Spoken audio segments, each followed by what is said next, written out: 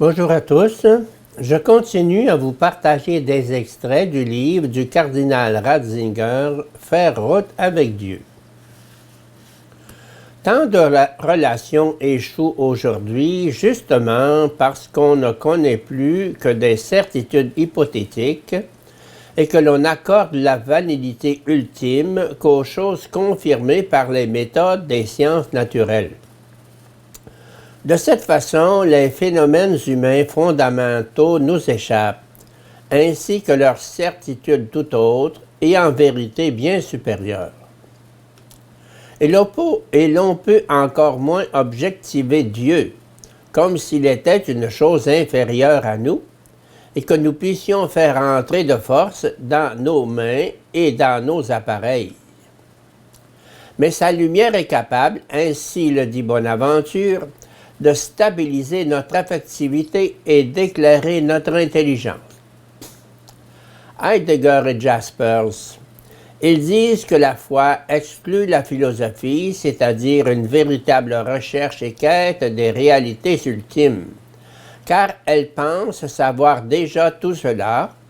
Avec sa certitude, elle ne laisse plus de place aux interrogations. Celui qui croit a déjà échoué comme philosophe, puisque les interrogations ne sont qu'apparences, visant toujours à mener aux réponses toutes faites et données depuis toujours.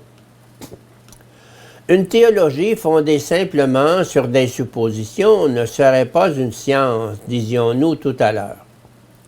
L'argument de Jasper retourne cette logique en affirmant que la théologie ne peut pas être une véritable science parce qu'elle n'argumente qu'en apparence en raison des résultats déjà tout faits et imposés d'avance. À la suite d'Augustin, Thomas nomme la foi une pensée avec assentiment. Elle est hypostasis, comme le dit la lettre aux Hébreux. Se tenir et persister sur ce que l'on espère, être convaincu. Dans le cas des preuves scientifiques, l'évidence de la chose nous contraint à adhérer. L'intelligence en tant que telle cause le oui, il en est ainsi.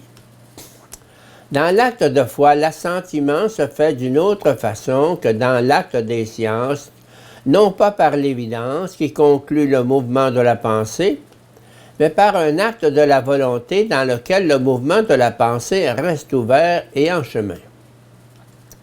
Ce n'est pas l'évidence qui fait passer la volonté à l'assentiment, mais la volonté commande l'assentiment, bien que la pensée soit encore en chemin.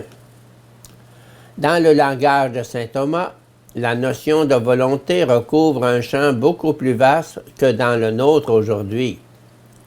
Ce que Thomas appelle la volonté correspond à peu près à ce que la Bible, dans son langage, nomme le cœur. Comment ne pas penser au célèbre mot de Pascal « Le cœur a ses raisons que la raison ne connaît point ». Nous pouvons comprendre ce que Thomas veut dire. Toute intelligence suppose une certaine sympathie avec ce qui est saisi. Sans une certaine proximité intérieure, sans une sorte d'amour, on ne peut pas connaître l'autre. En ce sens, la volonté précède toujours de quelque façon l'intelligence. Elle est sa condition préalable, et cela d'autant plus que la réalité à connaître est haute et universelle. Nous pouvons donner l'assentiment de la foi parce que la volonté, le cœur, a été touchée par Dieu, se trouve éprise de lui. Grâce à cette touche, elle sait que ce qui ne s'est pas encore éclairci pour la raison est vrai aussi. L'assentiment est causé par la volonté et non par l'intelligence directe et personnelle de la raison. C'est là-dessus que repose la liberté particulière de la décision de foi. Cetera potes homo nolens, credere non nisi volens, dit Thomas en citant saint Augustin. Tout le reste, l'homme peut ne pas le vouloir. Cependant, il ne peut croire qu'en le voulant librement.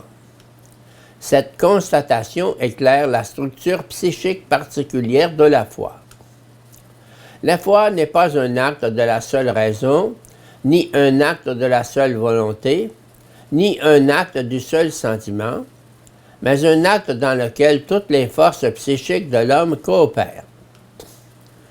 Plus, l'homme ne saurait point produire la foi dans son propre ego et à partir de lui-même. Elle est d'un caractère dialogal de par son essence. C'est uniquement parce que le fond de l'âme, le cœur, a été touché par la parole de Dieu, que tout l'organisme des forces psychiques se met en route et s'unifie dans le oui de la foi. À travers tout cela se manifeste la nature particulière de la vérité dont il est question dans la foi. La théologie parle de la vérité du salut. En effet, comment Dieu touche-t-il au juste le cœur? Le cœur. Qu'est-ce qui procure à la volonté la clarté et l'assurance qui ensuite peuvent se communiquer à la raison?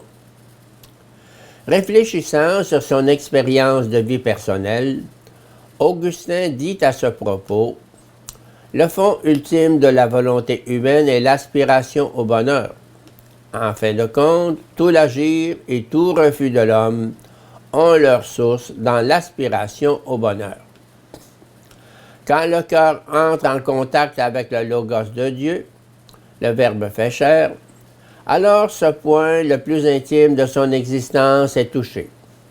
Alors il sent, il sait de l'intérieur, c'est cela, c'est lui, c'est ce qui était l'objet de mon attente. C'est une sorte de reconnaissance, car c'est pour Dieu, pour le Logos, que nous avons été créés, et notre cœur est inquiet jusqu'à ce qu'il ait trouvé celui dont le compositeur de chant Paul Gerhardt a dit dans son admirable chant de Noël: « Avant de me former de ta main, tu as déjà changé comment tu voulais te donner à moi. »